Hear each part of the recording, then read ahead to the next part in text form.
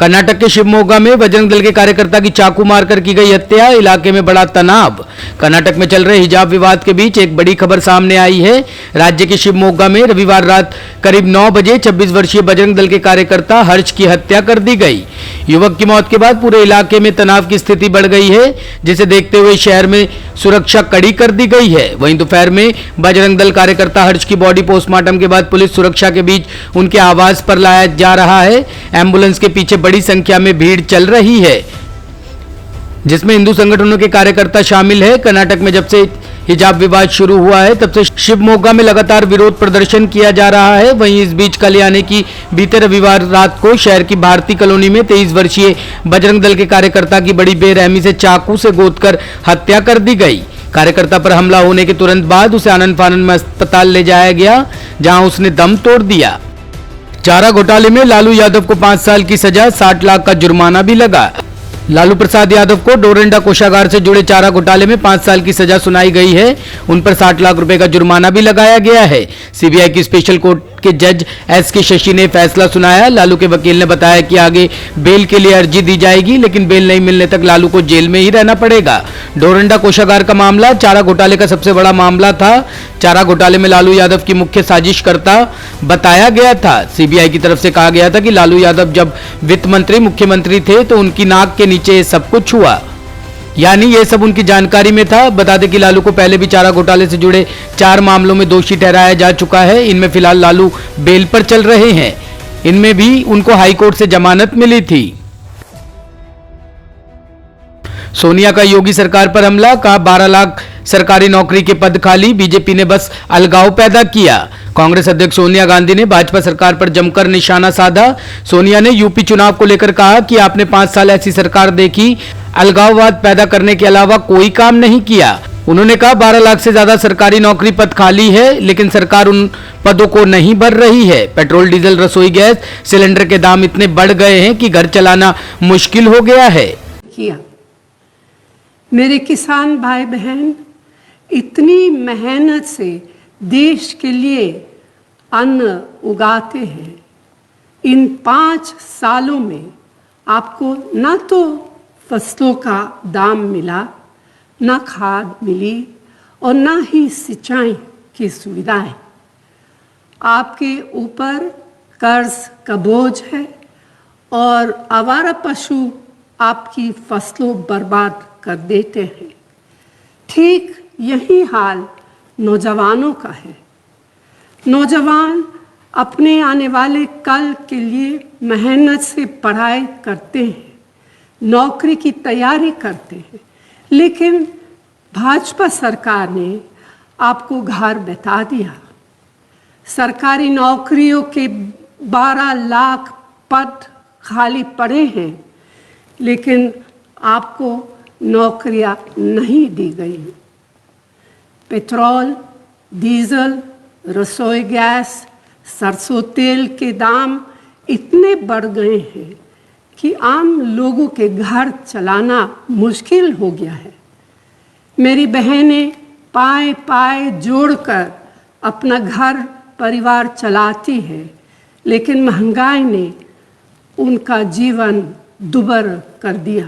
प्रतापगढ़ की चुनावी सभा में बोले असदुद्दीन ओवैसी, का योगी और अखिलेश दोनों एक जैसे। एआईएमआईएम के राष्ट्रीय अध्यक्ष असदुद्दीन ओवैसी ने प्रतापगढ़ में चुनावी जनसभा में कहा कि मुख्यमंत्री योगी और मुखिया अखिलेश यादव में कोई खास अंतर नहीं है।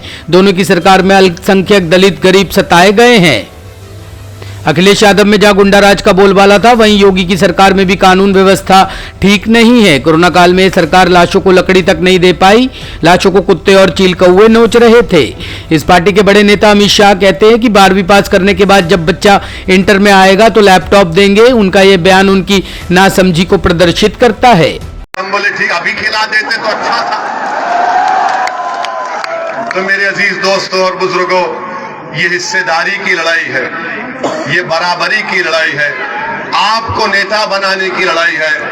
और अगर कोई आकर आपसे कहेगा कि ओवैसी यहाँ पर आया है तो बीजेपी जीत जाएगी, आप खुद जानते हैं कि ये बकवास है, ये बकवास है।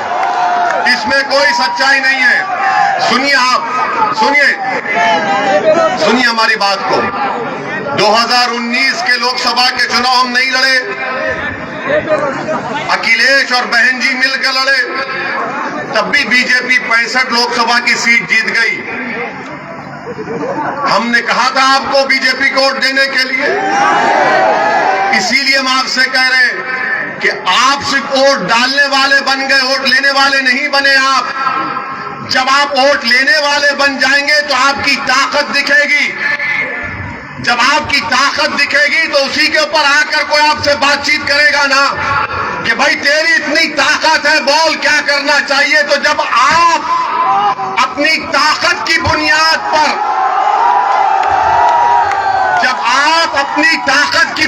पर कह सकेंगे कि उत्तर प्रदेश में मुस्लिम अल्पसंख्यक समाज को, दलित समाज को, पिछड़ा समाज को, कुशवाहा समाज को इंसाफ किया जाए।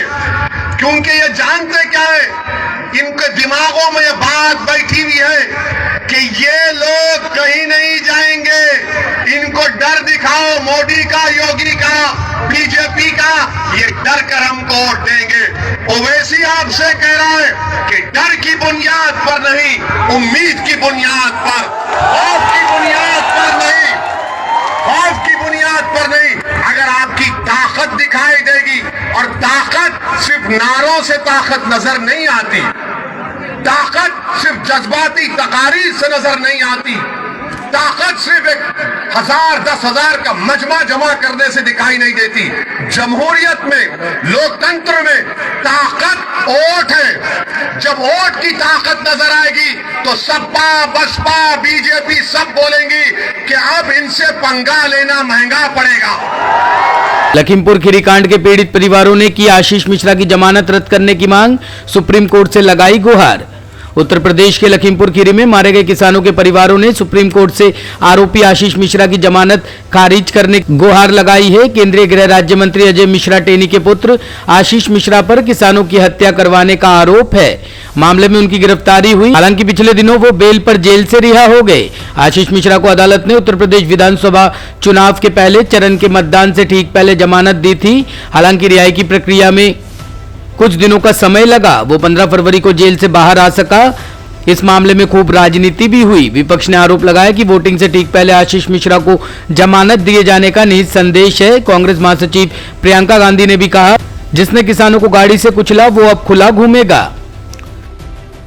ब्यूरो रिपोर्ट, टीम तफ्तीश न्यूज।